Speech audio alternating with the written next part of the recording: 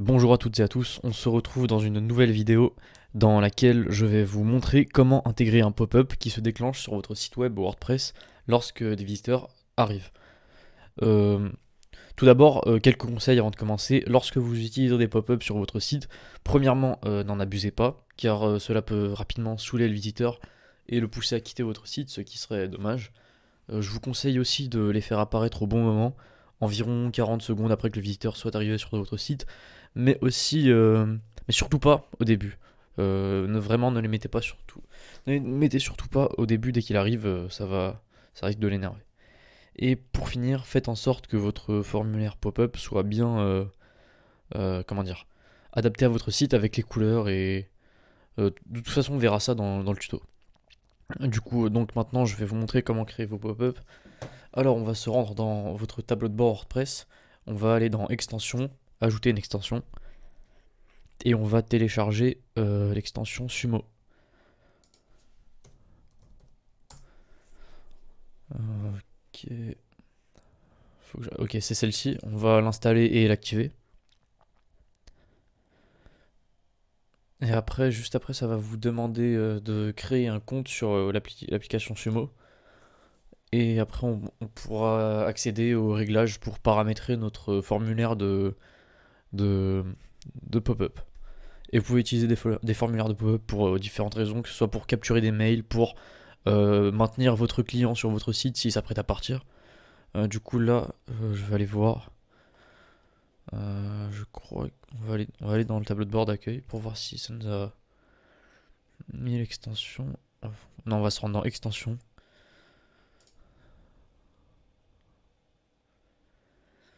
Euh,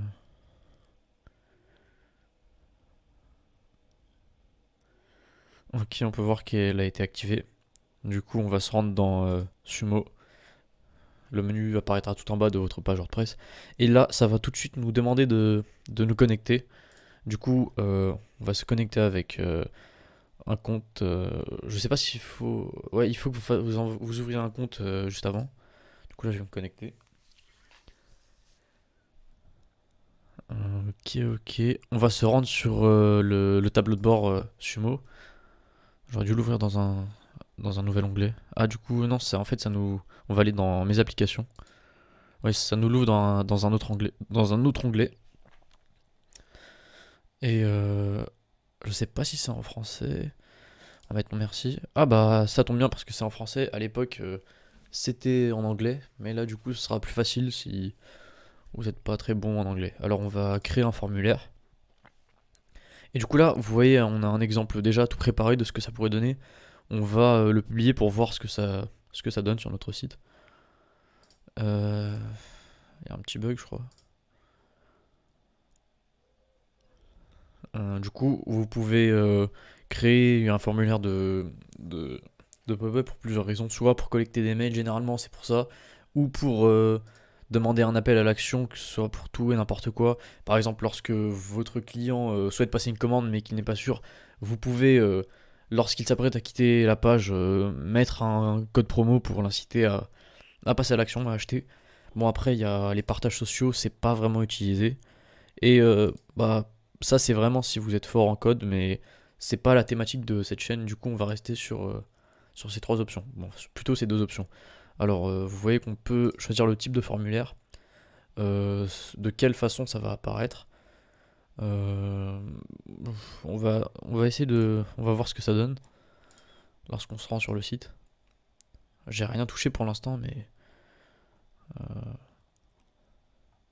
du coup là vous voyez que ça nous a ouvert. Ah voilà, bah du coup je crois que c'est au bout de 5 secondes que ça apparaît. Du coup là ça demande. Là c'est en anglais, on a rien touché pour l'instant, on va y aller tout de suite. Là ça nous met un menu, mais que bien sûr qu'il n'y a que vous qui avez accès. Du coup on va aller paramétrer tout ça. Alors afficher une fenêtre contextuelle au milieu de votre page. Par exemple si vous choisissez une boîte de défilement, ça va, bah, c'est en bas de votre page. Personnellement, ça dépend de quelle utilisation vous comptez en faire. Si c'est pour collecter des mails, celle-là reste très bien.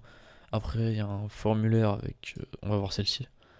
Ouais, c'est un peu la même chose. Après, il peut y avoir un bouton pour déclencher le pop-up, mais on va rester sur celle-ci pour ce tuto. Alors, on va aller dans concevoir. Ici, c'est si vous souhaitez mettre un logo, mais là, on le voit pas. On va aller dans la visibilité. Le mode intelligent, on va aller dans le mode manuel plutôt. Et ici, vous pouvez voir qu'il y a plusieurs. Alors voilà, là, je vous conseille pas de mettre au bout de 5 secondes. On va aller plutôt sur du 40 secondes pour que votre visiteur ne se sente pas harcelé dès le début. Si un visiteur n'a pas vu le pop-up dans un mois, ouais, on va laisser ça comme ça. On va. Je crois que c'est ici. Je sais pas si c'est ici pour enregistrer les. Ah non, ça, c'est le plan. C'est si vous voulez prendre la version payante. Bon, on va pas l'aborder dans cette vidéo, c'est un tuto rapide, mais on verra ça plus tard. On va mettre publier. Et du coup, là, ça nous en a ouvert 3. Ici, vous pouvez voir qu'elles sont actives. Pour l'instant, ça a généré aucune. Bah, c'est pour le test, il n'y a aucun visiteur. Vous pouvez voir le nombre de vues, vous pouvez les éditer, mettre en pause le formulaire pour reprendre sa modification. Vous pouvez l'effacer, l'exporter. Du coup, nous, on va suspendre le formulaire et on va le modifier. Attendez, c'est où qu'on peut. Du coup, alors là, pour modifier notre formulaire de pop-up, on va se rendre ici. On va cliquer dessus. Si vous voulez changer le titre principal, du coup, c'est en fonction de ce que vous faites. Vous pouvez mettre. Bon, pour moi, je vais garder rejoignez-nous. Après, c'est en fonction de ce que vous proposez. Si vous avez un e-commerce ou bien que vous vendez, vous voulez proposer un e-book contre l'échange d'un mail. C'est en fonction de ce que vous faites. Bon, ici, on va mettre. On peut aussi changer la couleur. Attendez, je crois que c'est ici. Pour l'arrière-plan, on voit que c'est en blanc. On peut mettre. Je sais pas ce qu'on va mettre. On va mettre du bleu. Oh, ça s'affiche pas encore. Attendez, non, ça doit pas être ici. On peut changer la couleur de la police. Si vous voulez du bleu. Pour que ce soit plus adapté. Sinon, pour l'arrière-plan. Je sais pas. On va laisser en blanc pour l'instant. Après, on peut changer ici aussi le texte. C'est plus haut, je crois. Ouais, c'est là. Qu'est-ce qu'on pourrait mettre? Bon, moi, je vais mettre rejoindre la communauté et être au courant. Attendez. Dernière sortie.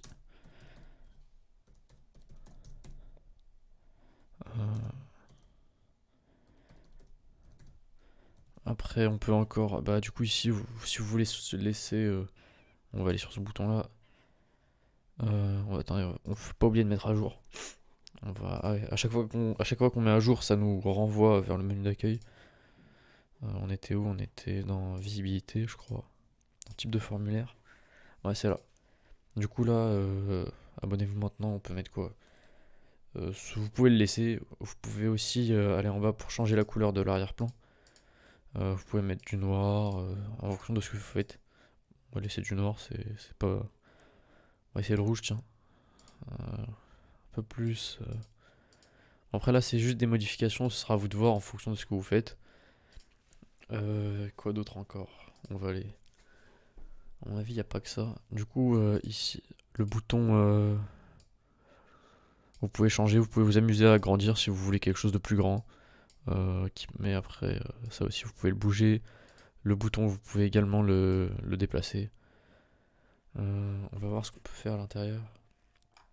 Ouais, pas grand chose, mais après, faites comme vous le sentez. On va voir si on peut agrandir ça, je crois. Attendez, on va remettre une taille plus petite.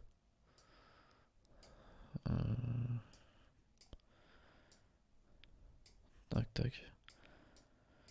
Après, bon là moi je fais un peu n'importe quoi, mais c'est juste histoire de vous montrer ce qu'on peut faire avec cette extension. On va aller voir la visibilité, mode manuel, chronométré. Ouais, ça n'avait pas pris en compte les changements que j'avais effectués tout à l'heure. Du coup, ouais, je vous conseille de mettre 40 secondes. Euh, Après, ça dépend ce que vous voulez en faire. Affiche, on va mettre à jour. Ouais, du coup, ça va nous renvoyer. On va aller voir les paramètres plus en profondeur. La visibilité. Ouais, là, on était là. On va aller voir pour ce qui est du succès. Du coup, vous pouvez placer aussi des URL pour rediriger votre client lorsqu'il va choisir de cliquer sur la croix ou de rejoindre. C'est pas forcément. Vous n'êtes pas obligé de mettre un lien. Enfin, vous n'êtes pas obligé de forcer votre client à mettre son email. Vous pouvez proposer autre chose, que ce soit un code promo ou bien les inviter à télécharger un autre type de contenu. C'est en fonction de ce que vous faites. Du coup, on était là. Et après, ce qui est ultra intéressant, c'est que pour les adresses mail, vous pouvez lier un compte que vous aurez préalablement créé pour, par exemple, Mailchimp, pour recueillir les adresses mail de vos visiteurs et ainsi leur envoyer soit de la publicité ou bien du contenu informatif, des newsletters, c'est à vous de voir. Du coup, on arrive à la fin de la vidéo. J'espère que ce tuto il vous aura été utile et j'espère qu'on va se retrouver dans une prochaine vidéo.